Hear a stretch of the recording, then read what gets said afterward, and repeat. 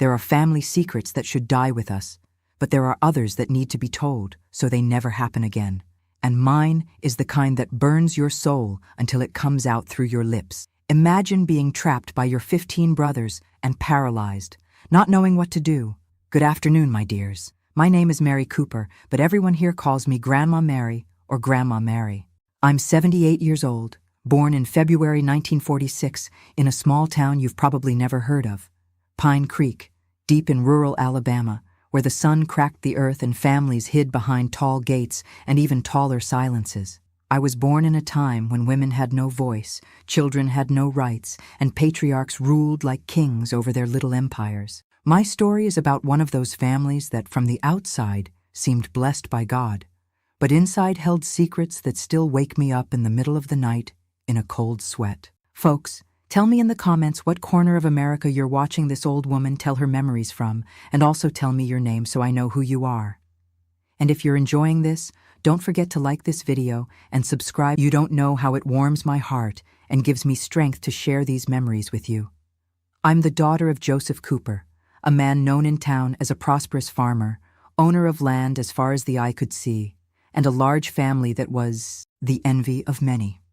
To those looking from afar, we were living proof that God blesses those who work hard and respect family. But family, my dears, is sometimes just a pretty word to disguise the greatest horrors that can happen behind closed doors. My father was a tall man with broad shoulders, calloused hands, and a voice that didn't need to be raised to be obeyed.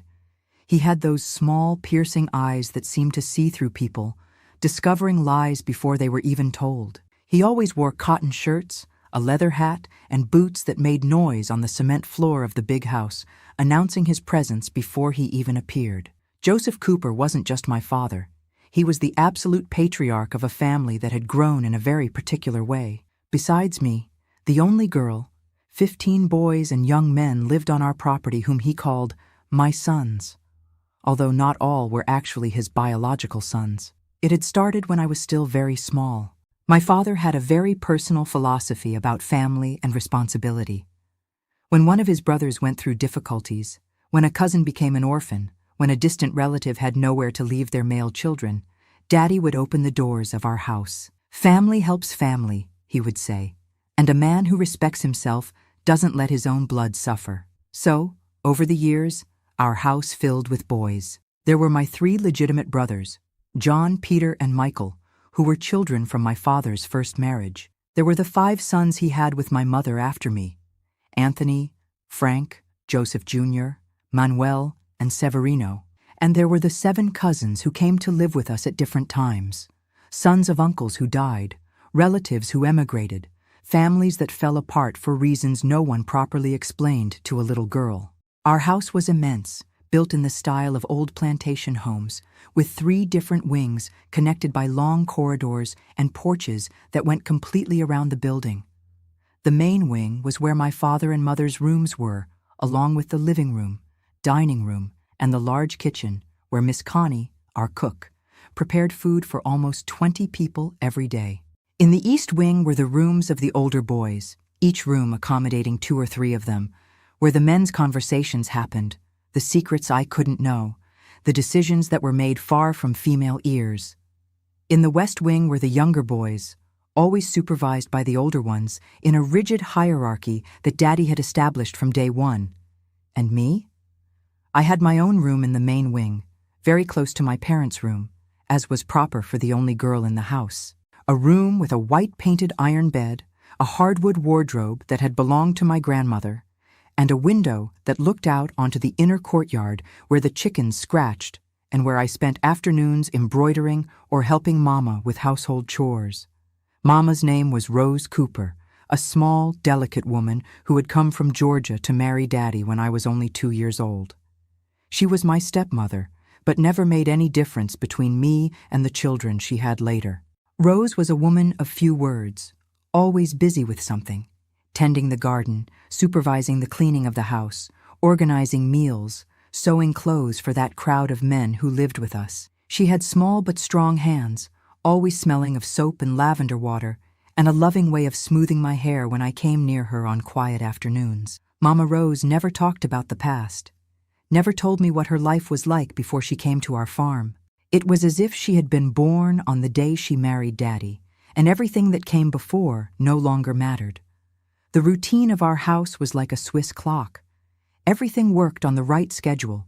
Each person knew exactly what their role was, and no one dared question the rules Daddy had established. We all woke up at 5 in the morning to the sound of the bell he rang on the porch. The boys went out to do the field work, taking care of the cattle, feeding the pigs, working in the corn and bean plantation that supported all those people. I stayed at home with Mama, learning women's chores. I helped prepare breakfast for almost 20 people, washed and ironed all those men's clothes, took care of the chickens, watered the garden. It was a hard life, but at the time I thought it was normal. I didn't know any other way to live, didn't know there were families different from ours. Daddy controlled everything with an iron hand. He decided what clothes each person would wear, what food would be served, what work each boy would do, even what time they could stay awake. No one left the property without his permission. No one received visitors without him knowing. No one spoke too loudly or laughed too loudly when he was around. But his control over me was even greater. I couldn't talk alone with any of the boys. Couldn't even go out to the yard without Mama's company. Couldn't wear dresses he considered provocative, which in his head was anything that showed the ankle or wasn't completely closed at the neck. A proper woman doesn't give cause for gossip, he always said. And my daughter will be a proper woman, even if I have to break the legs of anyone who dares look at her with malice. The boys in the house were of various ages. The oldest, John and Peter, were already over 20 and helped Daddy with the more serious business of the farm. They were grown men with thick beards and rough hands from so much work, whom Daddy treated almost like junior partners. They even had permission to go into town on Saturdays, as long as they returned before nightfall and didn't bring bad influences into the house. The middle ones, which included my biological brothers Michael, Anthony, and Frank, were between 15 and 19 years old. They were the loudest, the ones who sometimes tested the limits of Daddy's patience, the ones who dreamed of the day they could leave that property and see the world outside. But they were also the most loyal to Daddy, the ones who most reproduced his behaviors and opinions. And the youngest, from 10 to 14 years old, were a mixture of orphaned cousins and my younger brothers. These always lived in awe, always trying to please the older ones, always afraid of doing something wrong that would result in a beating or a punishment that could last weeks, because Daddy wasn't a man of conversation when someone disobeyed. His correction came in the form of double work, reduced food, or even a good spanking with the leather belt he wore at his waist. Those who don't learn through words, learn through pain, he always said. And everyone in that house knew he was serious. Our property was almost an hour's drive from the town of Pine Creek, on a dirt road that turned to mud during the rainy season and to dust in the dry season. We were isolated from the world, a complete family living almost like a small country with its own laws and customs. Daddy liked this isolated life. He said there were many temptations in town, many bad influences, many people who weren't decent. In here I know what happens, he used to say. I know who comes in, who goes out, what everyone does. Here my family is protected from the world out there. And it was true. We were protected from the world out there. But no one protected me from the world that existed inside that house, in the dark corridors, in the back rooms, in the heavy silences that fell over all of us whenever Daddy left to do business in town. It was on a Friday in March 1960, when I had just turned 14, that I discovered there are different types of protection, and that sometimes those who should protect us are exactly who we should fear the most. On that Friday in March 1960, I woke up with a strange feeling in my chest, as if something in the air had changed during the night. It was the end of summer in Alabama, and the heat was already becoming unbearable, even early in the morning. Daddy was more serious than usual during breakfast, speaking quietly with John and Peter about some business he needed to take care of in town. "I'll have to spend the whole afternoon away," he said, stirring his coffee with brown sugar. "I need to talk to Colonel Wilson about selling those cattle heads, and then I need to go to the county clerk's office to resolve some papers for the deed of the new land." It was a Friday like many others. Daddy always went out on Fridays to resolve the week's business, leaving John in charge of the property. But this time, something was different. I could feel it in the boys' looks, in the way they behaved during breakfast, as if they all knew something I didn't. After we finished eating, Daddy went to get ready. He put on his nicest white shirt, his new denim pants, and the leather boots he only wore to go to town. He put Brill cream in his hair, put on his hat, and went out to the porch where the blue Ford pickup was waiting. "John, you're responsible for everything here," he said, adjusting the keys in his pocket. "Any problem, you solve it. And watch the younger boys. I don't want any mess in my absence." What happened after that moment changed my life forever. The sound of the pickup's engine starting echoed through the yard like a bell tolling the hour of death. It was a sound I had heard hundreds of times before, but that day it took on a completely different meaning. Daddy accelerated slowly, as he always did, raising a cloud of red dust that took a few minutes to settle.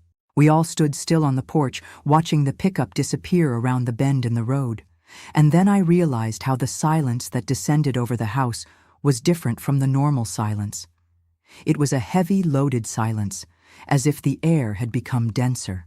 Mama Rose went into the kitchen without saying a word, and I followed her to help with the breakfast dishes. But as we washed the cups and plates, I felt the boys' eyes on my back, as if they were studying me, evaluating me.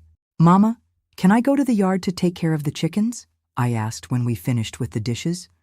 "Yes, my child, but don't be long, as we're going to make bread for the week today." I went out to the yard trying to occupy myself with the normal tasks of the day, but I couldn't shake the feeling that something was wrong. The boys walked in small groups, whispering among themselves, stopping talking when I passed near. It was as if a conversation was happening that I couldn't hear. It must have been about 2 hours after Daddy left, when I was in the chicken coop gathering the day's eggs, that Michael appeared at the door. Michael was my brother by blood, 3 years older than me, a tall, thin young man who had always been affectionate with me. But that day, there was something different in the way he looked at me. "Mary, I need to talk to you," he said, in a voice I had never heard before. It was a low, somewhat hoarse voice, as if he were nervous. "What is it, Michael?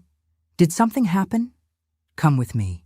There's something you need to learn." Something in his tone left me cold inside. I left the basket with the eggs right there on the chicken coop floor and began to walk in the opposite direction from him. "Michael, I don't understand." "Learn what? You're 14 now, Mary. You're already at the age to know certain things about how women should behave with the men of the family." His words hit me like a bucket of cold water. I started running toward the house, but he was faster. He grabbed me by the arm, not with violence, but with a firmness that made it clear I had no choice. "No use running, Mary. Mama Rose is busy in the kitchen and won't hear you. And even if she did, she knows this is part of your education." "What education? What are you talking about?" "You'll understand when we get there." He took me by the hand, crossing the inner courtyard toward the back of the house, where the younger boys' rooms were. But instead of entering any of the rooms, he stopped in front of a door that I knew well, but rarely opened. It was the room that Daddy used to store old tools, some sacks of corn, and other things that didn't fit in the main storage. "Michael, why are we going to the tool room?" "Because that's where the girls in our family learn to become women." He opened the door, and what I saw inside left me breathless. It was no longer a messy storage room. Someone had tidied up the room, put an old mattress on the floor, hung a curtain over the only small window. It was as if it were a room specially prepared for something. "Come in, Mary." "No, I don't want to go in." "It's not a question of wanting. It's a question of obeying." That's when other footsteps echoed in the hallway behind us. I turned and saw John approaching, with an expression on his face that I had never seen before. Behind him came Peter, Anthony, Frank. One by one, all my brothers and cousins appeared, forming a semicircle around the door of the room. "John, what's happening?" I asked, my voice coming out weaker than I wanted. "What's happening is that you're going to learn what your place is in this family, Mary. You're going to learn to serve the men who take care of you." "I don't understand." "You don't need to understand now, you just need to obey." It was John who pushed me into the room. It wasn't a violent push, but it was firm enough to make me stumble and fall sitting on the edge of the mattress. The door closed behind me with a dry noise that echoed like a gunshot. I sat there, trembling, trying to understand what was happening. Outside, I heard low voices, whispers, as if they were organizing something. It was as if there was a plan that everyone knew except me. After a few minutes that seemed like hours, the door opened again. This time, it was Peter who entered, closing the door behind him. Peter was the second oldest, a 20-year-old young man, strong and quiet, who had always treated me like a little sister. But when he looked at me at that moment, his eyes were different. They were the eyes of a stranger. "Mary, you're going to stay quiet and do everything I tell you, understand?" "Peter, I want to get out of here. I want to go back to Mama. Mama Rose knows you're here. She knows what's going to happen. This is part of the education of every girl in this family." "What education? I don't understand." "You don't need to understand. You just need to obey." That's when I realized there was no escape. That those men I had called brothers all my life had transformed into something completely different. And that room had been prepared specifically for me, for that moment, for something terrible that I still couldn't fully comprehend. Peter approached slowly, and I cowered in the corner of the mattress. My mind was racing, trying to understand how I had reached that situation, how the men who should protect me had become my threat. "Please, Peter. I haven't done anything wrong. Why are you doing this to me?" "You haven't done anything wrong. You've just reached the right age." Then he crouched down to my height and firmly held my chin, forcing me to look into his eyes. "Now you're going to learn the first lesson about being a woman in this family. You're going to learn that our word is law and that you exist to serve us." I tried to get up, tried to run to the door, but he held me with ease. It was like trying to escape from a mountain. Peter was twice my size, twice as strong, and was determined to do something that I still couldn't fully understand. "Shh," he whispered, as if calming a frightened animal. "It will be quick if you don't resist. It will be much worse if you fight." It was at that moment that I understood what was happening. I understood what that room was for. I understood why all the boys were involved. I understood why Mama Rose hadn't come looking for me. It was a ritual, a tradition, something that happened every Friday when Daddy went to town. And I was the new participant in this ritual. What happened next, in those first minutes with Peter, was the beginning of my nightmare. I won't describe the details of what he did to me in that room, because some pains are too deep to be put into words. But when he finished, when he got up and adjusted his clothes as if nothing had happened, I was no longer the same girl who had entered there. "Now it's Michael's turn," he said, heading to the door. "Remember, if you scream, if you try to escape, it will be worse next time. Much worse." The door opened and closed. Peter left. Michael entered. And I understood that this was just beginning. One by one, they entered that room. Not all 15 at once. Some were too small. Others stood guard to make sure Mama Rose wouldn't interrupt us. But there were many. Many more than a 14-year-old girl should be able to endure. Between one and another, I was alone for a few minutes, lying on that mattress that smelled of mold and sweat, looking at the old wooden ceiling and trying to understand how my life had turned into that hell in a matter of hours. It was during one of these intervals that I got up, trembling, and went to the door. I tried to open it, but it was locked from the outside. I knocked softly, whispering, "Please, let me out. I promise I won't tell anyone. I promise I'll be obedient. Just let me out." From the other side of the door, I heard John's voice. "It's not over yet, Mary. A few more to go." And then I approached the small window and understood why they had put that curtain. It wasn't to darken the room. It was to muffle the sounds, so that even if I screamed, even if I begged for help, no one outside could hear. I knelt on the dirt floor and, with trembling hands, took an old towel that was thrown in a corner. I rolled it up tight and pushed it into the gap under the door. It was the last piece of hope draining away. I myself was helping to muffle my own screams. It was to muffle the sounds, I whispered to myself, tears streaming down my face, so that no one, not even God, could hear. And that's how I spent that endless Friday afternoon, measuring time not by the hands of a clock, but by the anguish of waiting. Waiting for it to end. Waiting for the next one to be the last. Waiting for the blessed sound of Daddy's pickup returning from town, which would mean the end of that torment. When I finally heard the roar of the Ford engine coming up the dirt road, it was almost night. The The sun was setting behind the mountains, painting the sky orange and purple, and I was shattered on the floor of that room without even the strength to cry anymore. The door opened for the last time that day. John entered, helped me get up, and said in a voice that tried to be gentle, "Now you know how things work here. Every Friday, when Daddy leaves, you come to this room. That's how it's always been with the women in this family. That's how it will always be. And if I tell Daddy, Daddy knows Mary. Who do you think built this room, folks? Can you really believe what I'm telling you? Tell me in the comments if you had brothers and what your relationship was like with them. I swear I'll read every comment." John's words echoed in my head like a cracked bell. Daddy knows. Who do you think built this room? At that moment, everything I believed about my family, about protection, about love, crumbled like a sandcastle touched by a violent wave. I returned to the main house staggering, my legs weak, my mind trying to process what I had just discovered. Mama Rose was in the kitchen preparing dinner, as if it were any ordinary day. When she saw me, she just nodded and said, "Go wash up and change clothes. Your father will be here soon, and we need to have dinner." There was no surprise in her voice. There was no concern. It was as if she knew exactly where I had spent the afternoon and why. I went to my room like a sleepwalker, looked at myself in the small mirror that sat on top of the dresser, and didn't recognize the person staring back at me. It was still Mary, but a different Mary. One who knew things she shouldn't know. One who had lost something she could never recover. When Daddy arrived that night, he greeted everyone normally, asked how the day had been, complimented the smell of the food Mama had prepared. During dinner, he talked about business in town, about the price of cattle, about the rain that was taking too long to come.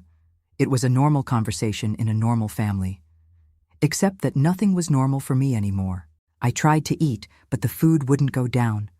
I tried to participate in the conversation, but the words wouldn't come out. Daddy looked at me across the table and asked, "Mary, you're quiet today. Did something happen?" It was John who answered, before I could even open my mouth. "She learned some important lessons today, Father. Lessons about responsibility and obedience." Daddy nodded, approving. "Very good. A woman only becomes a real woman when she learns what her place is in the world." That night, lying in my bed, looking at the dark ceiling, I began to understand that there was nowhere to run. There was no higher authority than Daddy on that property. There was no law beyond his law. And apparently, that law included what had happened to me that afternoon. I spent the whole week living in a strange fog. During the day, I tried to occupy myself with normal tasks, helping Mama, taking care of the chickens, washing clothes. But my mind was always going back to that back room, to John's words, to the terrible certainty that it would repeat on the following Friday. The boys behaved differently with me now. It wasn't open cruelty, but a forced intimacy that gave me chills. A look that lingered too long during breakfast. A hand on my shoulder that stayed too long. Comments that had double meanings and that only I understood. Michael, my own brother by blood, began to treat me as if I were his property. He ordered me to fetch water for him to wash, ordered me to make his bed, spoke to me in a tone of authority he had never used before. "Mary, come here and comb my hair," he would say, as if it were the most natural thing in the world. "Mary, go to my room and get my clean shirt. Mary, you forgot to wash my pants. Go wash them now." It was as if, after that first Friday, I had become a personal maid to all of them. Not just a sister, but something lesser, something that existed to serve. Mama Rose observed all of this without saying a word. Sometimes I felt like running to her, crying in her lap, begging her to protect me. But I always remembered her words that afternoon. Go wash up and change clothes. She knew. She had always known. And somehow, she thought it was right. The second Friday came like a death sentence. I woke up that day with a knotted stomach, could barely eat breakfast, spent the whole morning throwing up from nervousness. When Daddy announced he was going out to town, I felt my legs go weak. "I have to go to Huntsville today," he said, adjusting his hat. "I'm going to resolve some business with a cattle buyer from there. I might be later than usual." Later than usual. That meant more time in that back room. More time of torment. More time of humiliation. This time, When I heard the sound of the pickup moving away, I didn't try to fool myself into thinking that nothing would happen. I knew it would happen. I knew it was inevitable. I knew that this was my life now. It was Anthony who came to get me this time. Anthony, who was 17 and had always been the most cheerful of my brothers. But when he appeared at the kitchen door and said, "Come, Mary," his cheerfulness was gone. In its place was something that reminded me of Daddy, a cold and relentless authority. I went with him because I had no choice. I walked through the corridors of the house I had known since I was born, but which now seemed strange, threatening. Each step took me closer to that room that had become the center of my nightmare. This time, when I got there, I saw they had made some improvements. They had put a basin with water and soap in a corner for me to clean up between one and another. They had hung a small mirror on the wall, as if I needed to see myself during that torture. They had even put an old chair where they could sit and wait their turn. "You already know how it works," said Anthony, closing the door behind us. "I don't need to explain again." And so began my second session in that hell. This time, I knew what to expect. I knew it would be Peter first, then Michael, then the others. I knew it would last for hours. I knew that in the end, I would be broken on the floor, waiting for the sound of Daddy's pickup. But there was a difference this second time. During the intervals, when I was alone in that room, I began to observe the details around me more carefully. I began to study each person who came in, each behavior, each word. It wasn't conscious yet, but I was beginning to look for cracks in that wall of cruelty. It was during the third Friday that I realized something important. Not all of them participated with the same enthusiasm. Some seemed to be there out of obligation, not out of their own will. Some avoided looking into my eyes. Some trembled almost as much as I did. In particular, I noticed that Charlie, one of the younger cousins who was only 15 years old, was always last in line. And when it was his turn, he always made up some excuse not to go in. "I have a stomachache," he would say. "I'm very tired today. I think I heard a car sound on the road." The others mocked him, called him soft, called him a little girl. But John always ended up letting it go, perhaps because he knew Daddy would soon arrive, and it was better not to insist. On the fourth Friday, something changed. Charlie wasn't even in line. When they asked about him, Michael said he was sick, with a fever, bedridden. But I knew it wasn't true. I had seen him working in the garden early in the morning, as healthy as ever. On the fifth Friday, the same thing. Charlie sick again. And this time, when Frank went looking for him to make sure he was really in his room, he didn't find him anywhere. "He must have gone fishing at the pond," said John, but there was irritation in his voice. "Let it go. We're already wasting too much time." It was on this fifth Friday that I made a decision that would change everything. While I was in that room, suffering what had become my weekly routine of horror, I began to plan. I began to think about Charlie. I began to wonder if he could be the crack I was looking for. Charlie was the son of one of Daddy's uncles who had died in a work accident 3 years earlier. His mother had moved to Memphis soon after, but couldn't afford to take her son with her. Daddy had offered to raise the boy, and everyone thought it was an act of kindness and generosity. But I began to wonder if Charlie saw things the same way, if for him that house was a home or a prison, if he participated in those rituals of his own free will or out of fear, if he, like me, was looking for a way to escape. During the week that followed, I began to observe Charlie more carefully. I noticed that he always stayed more apart from the other boys. I noticed that during meals, he ate in silence, looking at his plate, as if he wanted to become invisible. I noticed that at night, when the others stayed on the porch talking and laughing, he disappeared somewhere. One Thursday night, I discovered where he went. I woke up in the middle of the night to go to the bathroom, and passing by the hallway window, saw a small shadow in the yard. It was Charlie, sitting alone under the big mango tree, looking at the stars. There was something in his posture that caught my attention. It wasn't the posture of someone who was just relaxing after a day of work. It was the posture of someone who was suffering, someone who was lost, someone who, perhaps, was looking for answers in the night sky. On the following Friday, when Daddy announced he was traveling to Chattanooga to resolve some problems with the documentation of some lands, I felt the familiar tightening in my stomach. But this time, along with the fear, there was something else. There was a plan forming in my head. When John came to get me, as he always did, I went with him without resisting. I entered that cursed room for the 6th time, lay down on that mattress that I knew so well, and waited. But this time, I was paying attention to who came in and who didn't. Peter came in first, as always. Then Michael. Then Anthony. One by one, they came in and out, using me as if I were an object, as if I had no feelings, as if I weren't a person. But when it got close to the end, when it was almost 5 in the afternoon and the sun was beginning to set, I noticed that Charlie wasn't in line again. And this time, when Frank went looking for him, he came back with a worried expression. I didn't find him anywhere. I looked in his room, in the garden, in the barn, at the pond. Nothing. Then forget it, said John, irritated. If he doesn't want to participate, it's his problem. When Daddy gets home and finds out he's running away from his responsibilities, let him explain. But I knew Charlie wasn't running away from responsibilities. He was running away from torture.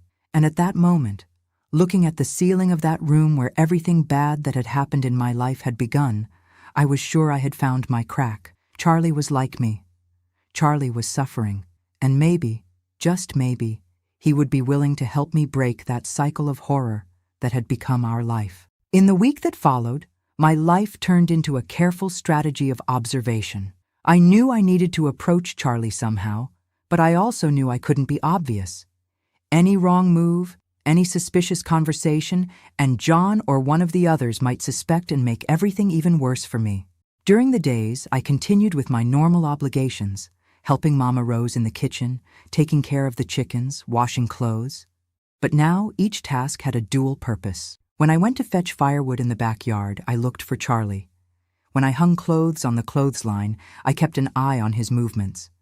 When I helped serve meals, I paid attention to how he behaved with the others.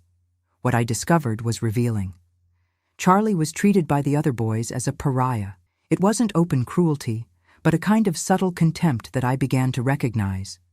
During meals, he was always left with the worst piece of meat, the most uncomfortable chair. When they divided tasks, they always gave him the heaviest and most unpleasant work. And when they made jokes or told stories, he was never included.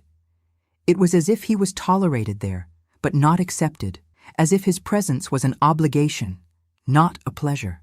And the more I observed, the more I realized that this wasn't by chance. There was something about Charlie that bothered the others, something that made him different from the pack. One Tuesday morning, I finally got my first real opportunity to talk to him. Mama Rose had sent me to the small pond to fetch water for washing clothes, and when I got there, I found Charlie sitting on the edge with his feet in the water, looking at nothing. "Hi, Charlie," I said, lowering the bucket into the water. He was startled, as if he had been caught doing something wrong. "Hi, Mary. Sorry, I was just leaving. You don't need to leave because of me. The pond is big enough for both of us." He looked at me with a strange expression, as if he wasn't used to kindness coming from someone in the family.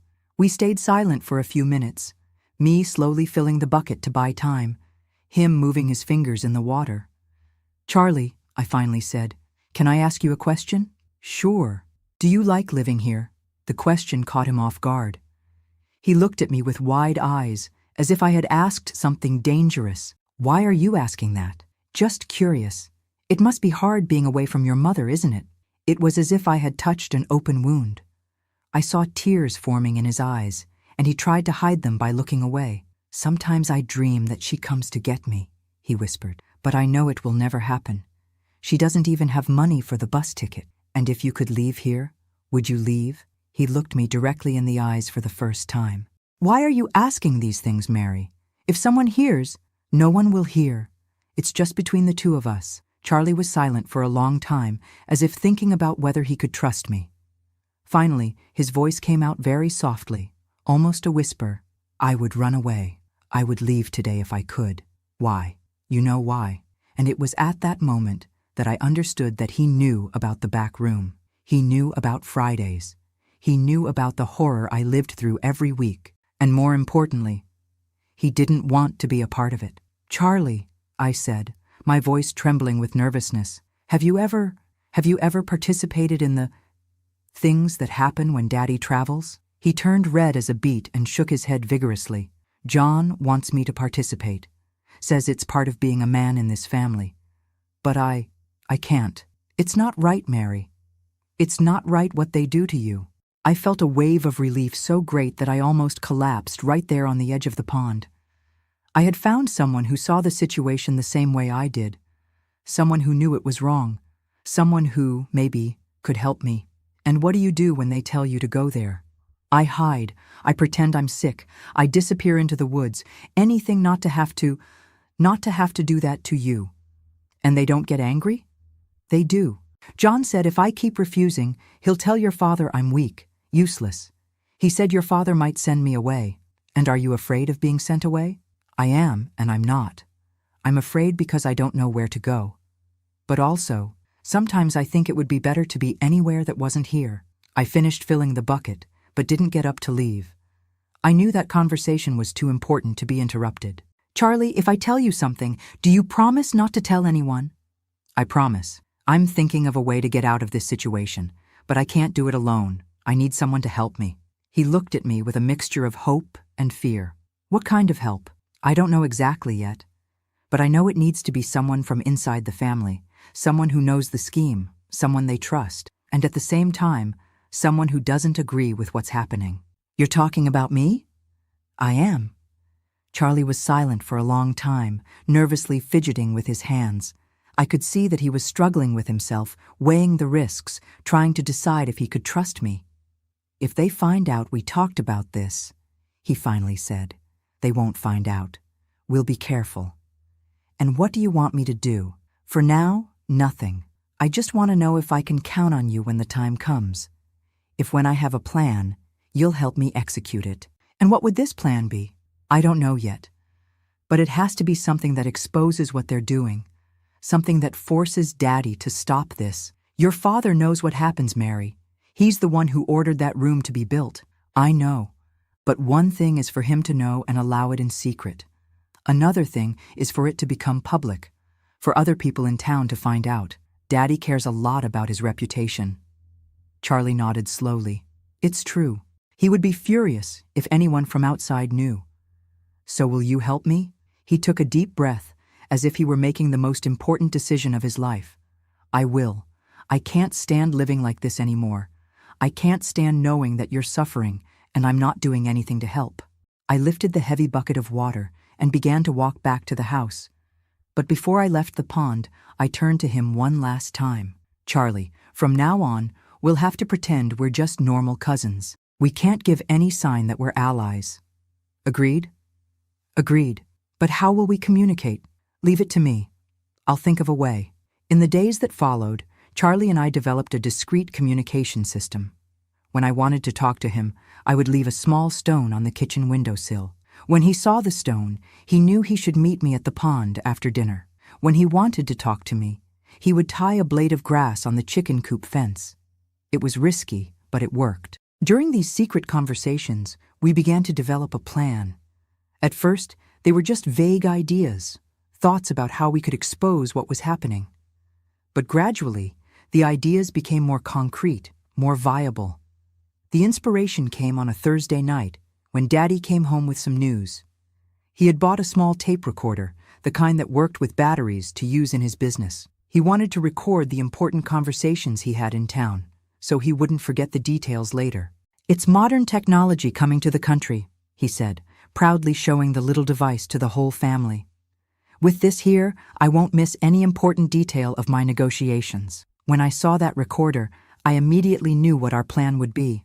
It was perfect. It was small enough to be hidden, quiet enough not to be noticed, and powerful enough to clearly capture voices. That night, I left the stone on the kitchen windowsill. When I met Charlie at the pond, he saw in my face that something had changed. I have a plan, I said, barely able to contain my excitement. And it's a plan that might work. I explained to him about the recorder, about how we could use it to record what happened in the back room.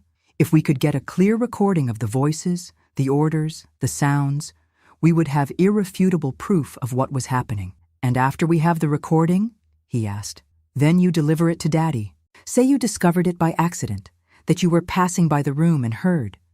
Pretend you were horrified, that you didn't know this was happening. And why would I do that? Why would I turn in my own cousins and brothers? Because you're different from them, Charlie. Because you have a conscience. And because when Daddy hears that recording and realizes that his family secret is recorded on a device that can be heard by anyone, he'll be desperate. You think he'll stop everything? I think he won't have a choice. His reputation is worth more than anything. If there's a risk of this recording reaching the ears of someone outside the family, he'll do anything to prevent that from happening. Charlie thought for a few minutes, visualizing the plan in his head. When do you want to do this? Next Friday. Daddy said he's going to Huntsville again, so he'll take a while to return. It will give us enough time to hide the recorder, make the recording, and take it out before anyone suspects. And where will we hide it? Under that old chair in the corner. It's the perfect place. Close enough to capture everything, but hidden enough for no one to see. And if they discover the recorder during the things, they won't discover it. They're too focused on what they're doing to pay attention to details. And besides, it's always kind of dark in there. We left that conversation with our roles well defined. Charlie would be responsible for borrowing the recorder without Daddy noticing. I would be responsible for hiding it in the room at the right time. And in the end, he would deliver the recording to Daddy, pretending to have discovered everything by accident. It was a risky plan, full of variables that could go wrong. But it was our only chance to break that cycle of horror that had dominated my life for the past few months. It was our only chance to transform one of the monsters into our ally, using the family's own power structure to destroy the system that imprisoned me. On the following Friday, when Daddy announced he was traveling to Huntsville, I felt a mixture of terror and expectation. I knew it would be another afternoon of suffering, but I also knew it might be the last. If our plan worked, if we got the recording we needed, everything would change. The recorder was hidden in my underwear, small and warm against my skin. Charlie had managed to take it the night before, when Daddy was distracted talking to Mama Rose about corn prices. When I heard the familiar sound of the pickup moving away, I took a deep breath and prepared to put our plan into action. When John came to get me that Friday, my heart was beating so hard that I was sure he could hear it. The small recorder was hidden in my blouse, warm against my skin, seeming to weigh much more than it actually did. Each step toward the back room was a struggle between the terror of what was going to happen and the hope that we finally had a way out. "Today, Daddy will take longer to return," said John as we walked through the corridors. "So we have plenty of time to educate you properly." His words froze my blood, but also confirmed that our plan had chosen the perfect day. More time meant that the recording would be more complete, more incriminating, more evidence of the horror I lived through every week. When we reached the room, I took a deep breath and entered as I always did. But this time, I had a mission. While John closed the door and turned to talk to someone outside, I took the opportunity to quickly crouch near the old chair in the corner. With movements I had mentally rehearsed hundreds of times, I took the recorder from my blouse and pushed it under the chair, turning it on with the same movement. "What are you doing down there?" asked John, turning to me. "A button fell off my blouse," I lied, getting up quickly. I already found it. He didn't suspect anything. Why would he? To them I was just an object, a doll that had no thoughts of its own, that wasn't capable of planning anything. This underestimation of theirs was exactly what saved our plan. What happened in the following hours was the same horror as always, but this time I endured it, knowing that every cruel word, every humiliating order, every degrading sound was being recorded on that little device hidden in the corner of the room. It was as if I was collecting ammunition for a war I could finally fight. Peter came in first, as always. But this time, when he started talking to me in that tone of superiority that I knew so well, I thought about the recorder capturing every word. "Today you're going to learn some new things, Mary. Things that a proper woman needs to know to please a man." Michael came next, and with him came a verbal cruelty that was almost worse than the rest. He liked to humiliate with words, to explain to me exactly what my place was in that family, what my role was as the only woman in the house. "You exist to serve us, Mary. Daddy raised you for this, to be our property, our entertainment." Each word entered the recorder like a confession. Each phrase became evidence of what really happened in that house that from the outside seemed so blessed by God.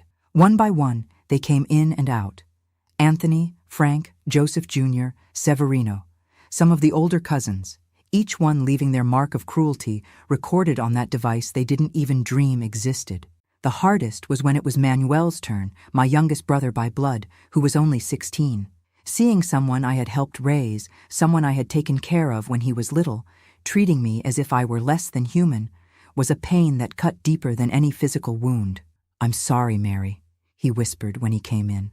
"But John said if I don't do this, he'll tell Daddy I'm weak.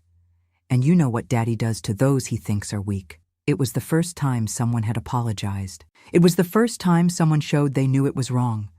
And even being a small crack in the cruelty, it hurt even more because it showed that they knew exactly what they were doing to me. The hours passed as they always passed, slowly, painfully, marked only by the succession of faces that came in and out of that cursed room. But this time, there was something different in the air. There was hope. There was the certainty that this would be the last time. When I finally heard the sound of Daddy's pickup coming up the dirt road, it was almost night. The last rays of sun were coming through the small window, painting the room with an orange light that seemed unreal after so many hours of horror. John came in for the last time to give me the usual instructions about keeping the secret, about how I should behave during dinner, about the terrible consequences that awaited me if I dared to tell Daddy anything. "Always remember, Mary, Daddy knows this happens. He wants it to be this way. If you try to change things, it will be much worse for you." When he left, I was alone in the room for a few minutes. I waited to be absolutely sure there was no one around. Then I crawled to the chair in the corner and took the recorder. It was warm, still working, still recording. With hands trembling from nervousness and emotion, I turned it off and hid it back in my blouse. I left the room like a shadow, walked through the empty corridors to my own room, and hid the recorder at the bottom of the drawer of my underwear. It was the evidence we needed. It was our weapon against years of terror.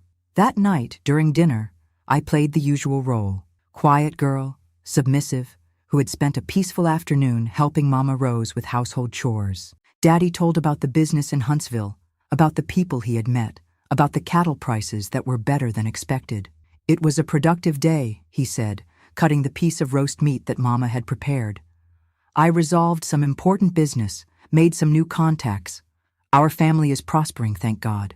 If he knew what had really happened in that house while he was away, if he knew that his prosperity was being built on the suffering of his own daughter, but soon he would know. Soon he would hear every word, every moan, every cruel order that had been recorded on that small tape hidden in my room. On Saturday morning, I left the stone on the kitchen windowsill. When I met Charlie at the pond after lunch, he immediately saw in my face that the plan had worked. "Did you get it?" he asked, barely able to contain his anxiety. "I got it. It's all recorded. Every word, every voice, every horrible thing they said." I took the recorder from my blouse and placed it in his hand. It seemed too small to carry so much weight, so much evidence, so much power for change. "And now you do your part. You go to Daddy tomorrow morning, very early, before he leaves for work. You'll say you found this thrown in the yard, that you were curious and decided to listen. You'll pretend you were horrified by what you heard. And if he's suspicious of me, and if he finds it strange that I found exactly this, he won't be suspicious. You're just an orphaned cousin who lives here out of charity. For him, you don't have enough courage or intelligence to plan something like this." Charlie kept the recorder in his pants pocket, but there was doubt in his eyes. "Mary, what if this doesn't work? What if instead of stopping everything, he gets even more furious?" "It will work," I said, with a conviction that I didn't know where it came from. "It will work because the only thing Daddy loves more than power over this family is his reputation out there. And if he knows there's a recording of these things circulating, he'll do anything to protect his name.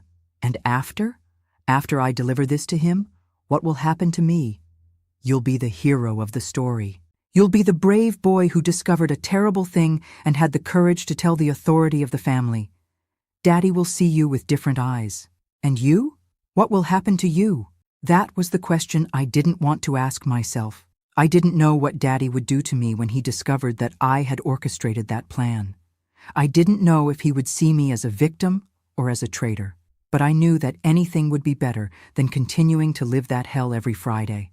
I'll be fine, I lied. The important thing is that this will end. Forever. Sunday morning came like a different dawn. I woke up knowing that by the end of that day, my life would have completely changed. Either for the better, if our plan worked, or for much worse, if it failed. During breakfast, I discreetly observed Charlie. He was nervous, moving his food around a lot, avoiding looking directly at anyone. But when our eyes met for a second, I saw determination there. He was going to do his part. After breakfast, when Daddy went out to the porch to have his small coffee and read an old newspaper he had brought from town, Charlie got up from the table with a solemn expression. "Mr. Cooper," he said, his voice trembling slightly, "can I talk to you? It's about something important I discovered." Daddy raised his eyes from the newspaper, surprised. Charlie rarely spoke to him directly, rarely took any initiative. "What is it, boy? Speak up."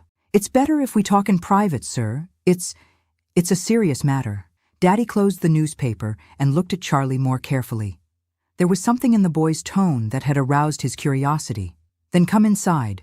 Let's talk in my office." They went into the house and I stayed on the porch, pretending I was interested in feeding the chickens, but with all my senses concentrated on trying to hear what was happening inside. Daddy's office was at the back of the house, but I still managed to hear some fragments of the conversation. Charlie's voice, nervous, explaining how he had found the recorder. Daddy's voice, first irritated, then concerned. And then, silence. A silence that lasted almost half an hour. A silence during which I knew Daddy was listening to that recording, listening to the voices of his own sons and nephews confessing the crimes they committed every Friday in the back room. When the voices returned, they were different. Daddy's voice was lower, more controlled, but loaded with a fury that I could feel even from afar. Charlie's voice was even more nervous, but also relieved, as if the most difficult weight had been lifted from his shoulders. After a few more minutes, I heard heavy footsteps approaching. Daddy came out of the office with an expression on his face that I had never seen before. It wasn't common anger. It was the expression of a man who had discovered that his empire was built on a secret that could destroy him. Behind him came Charlie, pale but determined. When our eyes met, he made an almost imperceptible sign with his head. It had worked. Daddy had heard everything, and now it was time to see what he would do with that information. "John!" shouted Daddy with a voice that made the whole house tremble. "Come here now!" And that's how the end of our nightmare began, with a shout of fury from a patriarch who had discovered that his absolute authority had been challenged, recorded, and transformed into evidence that could destroy everything he had built. John appeared running from the east wing of the house, with his shirt half open and his hair disheveled, as if he had just woken up from a nap. When he saw the expression on Daddy's face, his face completely changed. It was like seeing a boy turning into an adult in a matter of seconds, realizing that something very serious was happening. "What is it, Father? Did something happen?" Daddy didn't answer immediately. He stood looking at John with those small, piercing eyes, as if he were seeing for the first time who that man he had raised really was. The silence extended for so long that even the little birds in the yard seemed to stop singing. "Come into the office," Daddy finally said, in a low voice that was much more frightening than any shout. "And call Peter, Michael, Anthony, Frank, call everyone, now." John tried to ask some question, but Daddy's look silenced him on the spot. He ran off to get the others, and in a few minutes the whole house was in an uproar. The boys were arriving one by one, all with the face of someone who didn't understand what was happening, but knew it was serious. I stayed on the porch, pretending to feed the chickens, but paying attention to every movement. Charlie had disappeared, probably hidden in his room so as not to appear suspicious. Mama Rose appeared at the kitchen door, drying her hands on her apron, with that worried expression she always had when Daddy got too serious. "Mary, come inside," she said softly. "When your father gets like this, it's better for us not to be in the way." But I didn't want to miss anything. This was the moment I had dreamed about for months. Finally, Daddy was going to discover the truth about what happened in his house when he went out. Finally, Someone with authority was going to confront those monsters who hid behind smiles of protective brothers. "You go, Mama.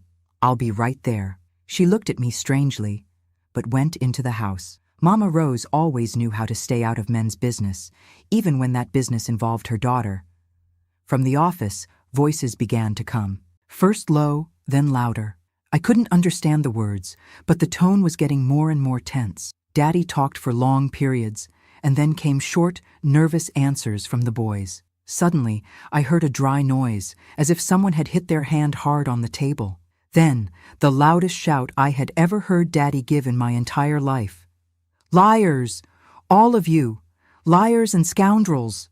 The silence that followed was even more frightening than the shout. It was as if the entire house was holding its breath, waiting to see what would happen next. Then the real discussion began. Voices rising, people talking at the same time, Daddy shouting orders that I couldn't quite understand.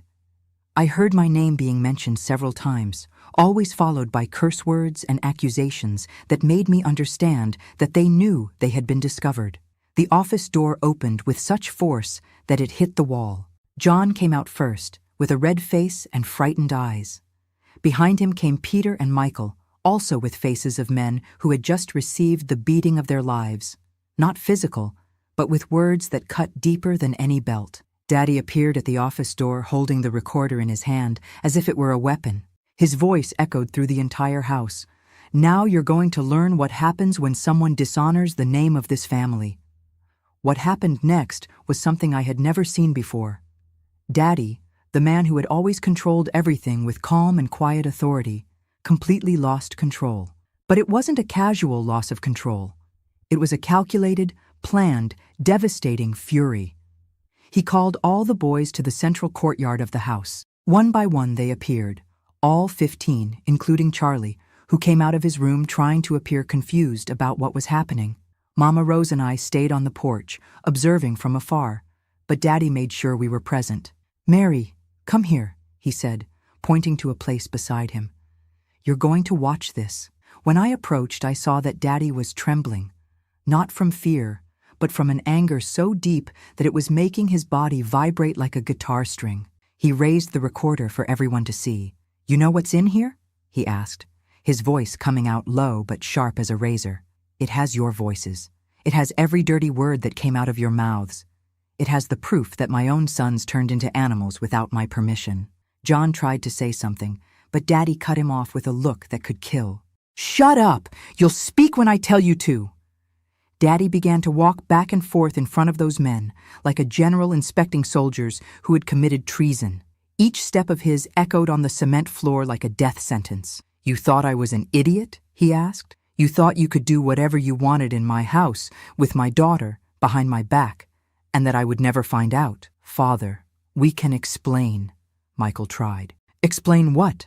Daddy's shout was so loud that even the neighborhood dogs began to bark. "You're going to explain how you turned my daughter into a... He couldn't finish the sentence. For a moment, I thought he was going to cry. But instead of tears, what came was more anger.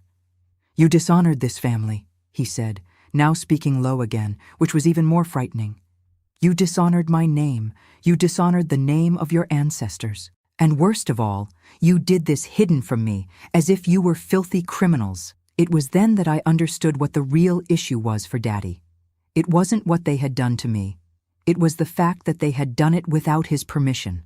It was the disobedience, not the crime. It was the disrespect to his authority, not the suffering they had caused me. "John," said Daddy, pointing to his oldest son, "you were responsible for this house in my absence. It was your obligation to maintain order and decency. Instead, you organized this." John tried to defend himself. "Father, I thought you knew that it was normal." "Normal?" Daddy took 2 steps in John's direction, and the 22-year-old man backed away as if he were a 5-year-old child. "Normal is respecting the rules of the house. Normal is asking permission. Normal is maintaining the dignity of the family." Then Daddy turned to all the others and made the announcement that changed everything. "From today on, things will be different in this house. Very different." He started with the immediate punishments. John lost all the privileges of being the oldest son. He could no longer go to town on Saturdays, could no longer make decisions about the farm, could no longer give orders to anyone. Peter received the same treatment. Michael, Anthony, and Frank were demoted to simple workers, with no right to an opinion about anything. "You're going to work from sunup to sundown," said Daddy. "You're going to eat after everyone else. You're going to sleep on the floor if necessary. You're going to learn what respect is the hard way." But the bigger punishment came later. "And there's one more thing. You will never speak a word to Mary again. You will never look at her. You will never breathe the same air as her if I can help it." Daddy turned to me, and for the first time since everything had begun months ago, I saw something like affection in his eyes. It wasn't exactly paternal love, but it was at least recognition that I existed as a person, not just as property. "Mary, you're going to have a new room. In the main wing, next to ours. You'll have a key. You'll have privacy. And if any of these scoundrels approaches you, you can come tell me, and I'll break his neck." Then he did something that completely surprised me. He turned to Charlie and said, "Charlie, you did the right thing. You showed character when all the others showed they were shameless. From today on, you're my right-hand man. You're going to help me maintain order in this house." Charlie turned red and just nodded, agreeing. Our eyes met for a second, and I saw that he was as surprised as I was with the turn of events. Daddy wasn't finished. He turned to the others and made the final announcement. "And so you never forget what happens when someone disobeys the rules of this house." He went to the back room, that cursed room that had been the center of my nightmare for so many months. He returned with a can of kerosene. "You're going to burn this room," he said. "You're going to burn everything in it. The mattress, the chair, everything. And then you're going to punch the walls until they turn to dust." Watching that room being destroyed was like seeing my nightmare catching fire along with it. The flames licked the walls where I had suffered so much, consuming every bad memory, every moment of terror. When everything turned to ashes, I felt as if a part of my soul had finally been liberated. But Daddy still wasn't finished with the changes. In the days that followed, he completely restructured the hierarchy of the house. The boys who had participated in what he called the conspiracy against the family were all demoted. Some of the younger cousins, who hadn't participated because they were too small, were promoted to positions of trust. The family dynamic changed radically. During meals, there was a heavy silence. John, Peter, and Michael ate with their heads down, like ashamed dogs. Charlie sat beside Daddy, receiving guidance about the farm work. And I could finally eat in peace without feeling predatory looks on me. Mama Rose never commented on anything that had happened. It was as if she had woken up one day and discovered that the house rules had changed overnight and simply accepted the new reality. Maybe she always knew that one day things would explode. Maybe she was even relieved. The most impressive thing was seeing how Daddy took total control of the situation.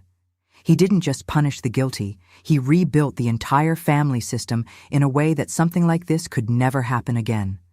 He established new rules, new schedules, new supervision. It was as if he had realized that his empire had almost crumbled because of his absence, and now he was determined to never leave the house again without having absolute certainty that everything was under control. For me, it was like being reborn. For the first time in months, I could walk through the house without fear. I could sleep without having nightmares. I could wake up on Fridays without feeling terror in my stomach. The sound of Daddy's pickup leaving was no longer the signal for my hell. It was just the sound of a car leaving. Charlie became my silent protector. We never openly talked about what we had done together, but there was an understanding between us. He had risked everything to help me, and that had changed not only my life, but his as well. From a rejected orphaned cousin, he became Daddy's trusted person, the new one responsible for the order of the house. Years later, when I got married and left the farm, Daddy never again allowed so many men to live under the same roof. Charlie told me that he had become much more rigorous with everyone, much more present, much more controlling. It was as if he had learned that delegating authority was too dangerous. John, Peter, and Michael never fully recovered from the humiliation. They continued living on the farm, working as employees of their own father, but never again having the trust or respect they had before. It was a punishment that lasted for the rest of their lives. Today, looking back, I understand that our victory wasn't perfect. Daddy didn't stop what was happening because he understood it was wrong. He stopped because he discovered he was being betrayed. But the final result was the same. I was freed from a hell that seemed to have no end. The strength I found to plan and execute that plan changed who I was forever. I discovered that even in the most desperate situation, there's always a crack in the wall. There's always an unexpected ally. There's always a way to transform the very structure that oppresses us into a weapon for our liberation. My dears, congratulations for having listened to me this far. These days, people can't listen to someone speak for more than a few seconds. So if you really made it this far, thank you very much. For me to know who the dear ones who are really with me here are, comment the word courage. If this story moved you in any way, if it brought some kind of reflection or hope, I ask from the bottom of my heart that you like this video and subscribe. You don't know how much it gives me strength to continue sharing these difficult memories that might help other people who are going through similar situations. Because life teaches us that there's always a way out. There's always hope. There's always a way to break the chains that bind us. Sometimes that strength comes from within us. Sometimes it comes from an unexpected ally, but it always exists. The important thing is to never give up looking for it. Thank you for accompanying me on this painful but necessary journey. Always remember, you are stronger than you imagine. And no matter how dark the situation may seem, there is always a light at the end of the tunnel waiting to guide you to freedom.